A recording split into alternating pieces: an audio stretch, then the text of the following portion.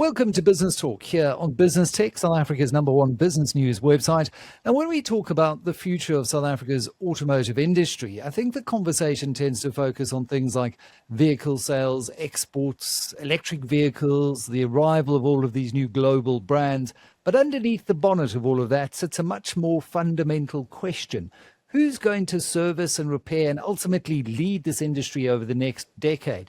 South Africa, as we know, is a serious shortage of skilled artisans. I think many of the people currently keeping the industry moving are getting older, while too few young people are coming through the pipeline to replace them. And at the same time, women remain heavily underrepresented in many of the technical roles where the skill shortage is most acute. Now, the Retail Motor Industry Organisation, the RMI, is trying to address that through a range of initiatives. And joining me to discuss all of this is Nonhlanhla Tshabalala, HR Manager and Transformation Director at the Retail Motor Industry Organisation. So, Noni, welcome. Great to have you on the show. Let's just strip away some of the language that often surrounds transformation and really just start with the commercial reality. Why is building a more inclusive skills pipeline now such a business imperative for the automotive industry rather than just an HR tick box kind of exercise? Thank you so much for having me on your show, Michael. It's truly a pleasure. The importance thereof cannot be overstated. So transformation and skills development are not separate conversations. They are fundamental for the long-term sustainability and competitiveness of the industry. So it's not just a tick box exercise, it is a reality, because also South Africa faces a significant shortage of qualified artisans, as you have mentioned, while youth unemployment remains unacceptably high. At the same time, we know that the industry needs to become more representative and inclusive if it would have to reflect the country that it serves. So for the RMI, transformation is about creating meaningful opportunities and ensuring that people who have been historically excluded are able to participate fully in the sector. So if we can align skills development with inclusion, we are not simply addressing the immediate labor needs. We are building a stronger and more resilient industry for the future. Which presents as a big opportunity for the industry, no doubt. Now, the RMI has spoken before about the fact that the automotive sector ultimately impacts livelihoods because it's our mobility, it's economic participation, it's all of those things beyond just having a nice new car. What progress are you seeing when it comes to bringing more women into the industry in particular? Michael, there is definitely progress. However, I should note that the progress, it is uneven, and in some areas still a bit slow or too slow. We are seeing more women entering the sector, particularly through targeted programs and deliberate interventions. Across the RMI and in our associations, there is a growing recognition that diversity strengthens business and brings new perspectives into the industry.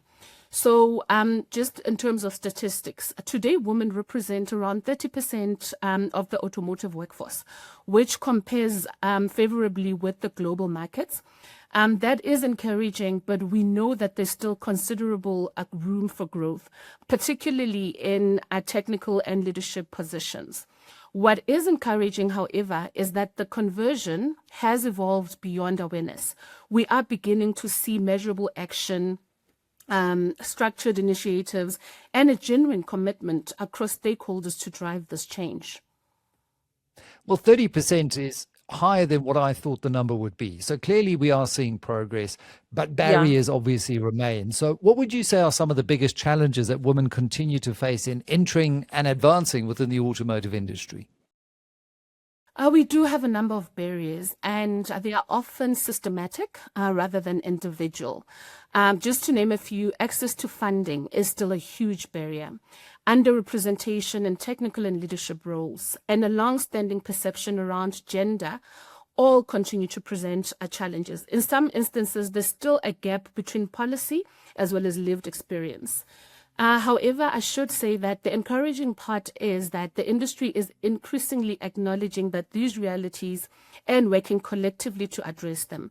We are seeing more mentorship initiatives, targeted skills development programs, and a greater collaboration between industry bodies, training institutions, as well as business. So systematic changes take time, but it starts with intention and action and sustained commitment. And I like the word intention, because one has to be intentional about these policies. Otherwise, yes, you may see change, but I think the pace of change is often just far too slow. Given our history, that just isn't acceptable. I know the RMI has placed transformation at the center of its strategy. Why was it important for the organization to take such a proactive leadership role? Is it about that being intentional about this change you want to see? Definitely. It is about the intentional part of it, but also importantly, it's because transformation is ultimately about the future sustainability of the industry. The RMI recognized that creating opportunities for women and young people cannot be viewed as a compliance exercise or just a narrow HR function. It is a strategic imperative. We have deliberately focused on creating pathways that support access, development, and progression. That means that working closely with government, SETAs, industry partners, as well as educational institutions to ensure that the opportunities are both meaningful and sustainable. We are uniquely positioned to bring stakeholders together and help create an enabling environment that benefits individuals, businesses, as well as the broader economy and South Africa at large. And to give effect to that, I see one of the flagship initiatives attracting a lot of attention in the media at the moment is Project Dineo. What makes this program so significant? So, Michael, Project Dineo represents exactly the kind of collaborative approach that South Africa needs. Developed in partnerships with MESITA, the Department of Higher Education and Training institutions, as well as Harambe, which is a youth employment agency. The initiative is creating real pathways into the industry for young people.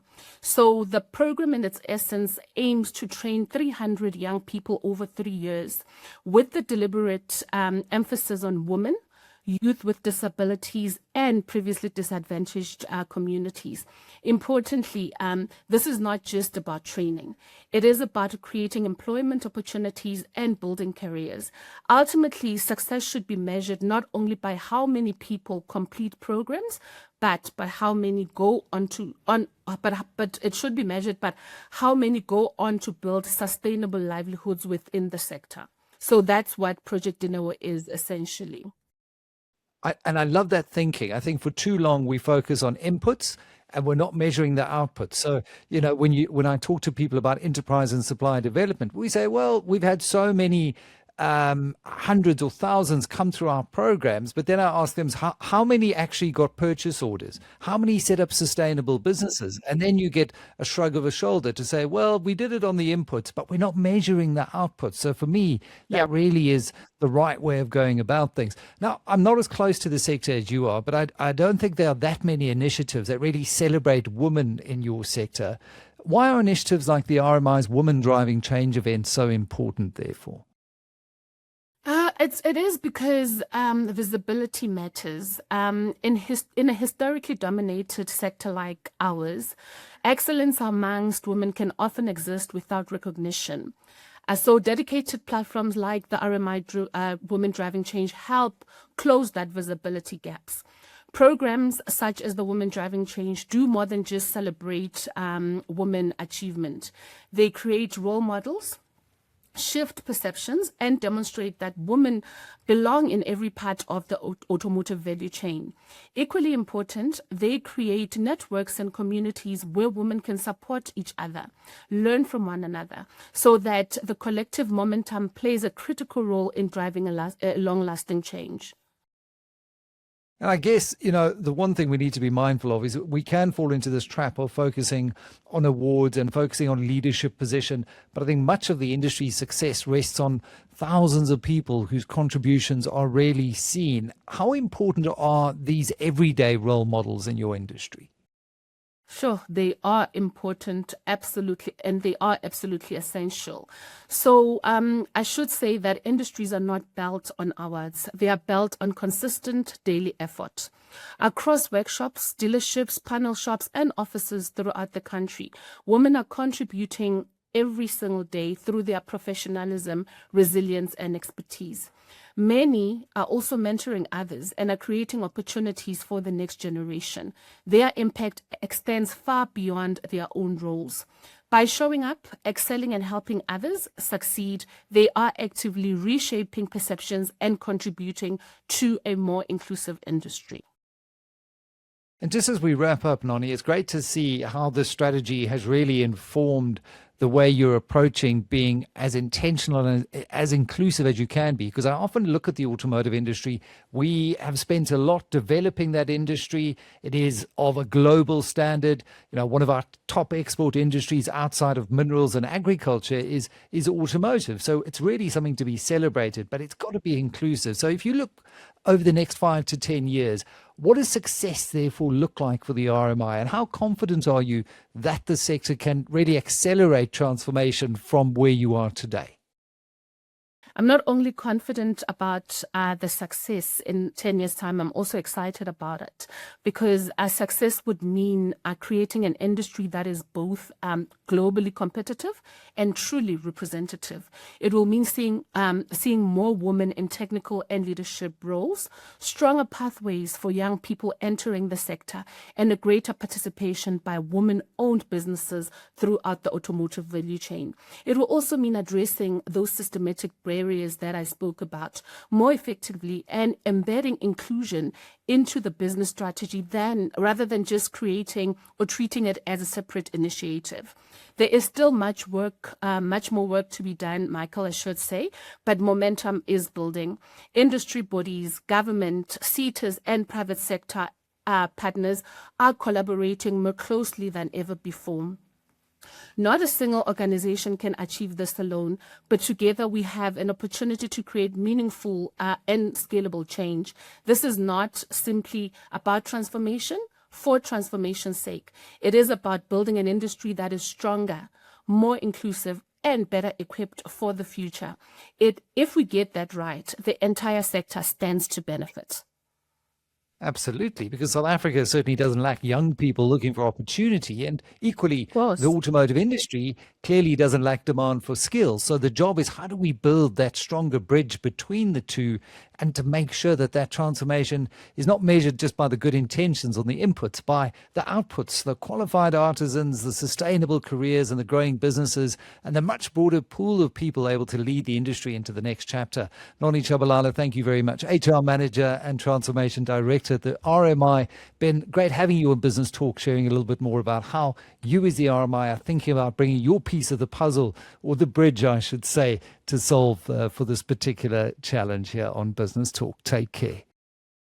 Thank you so much once again, Michael. Thanks for having us.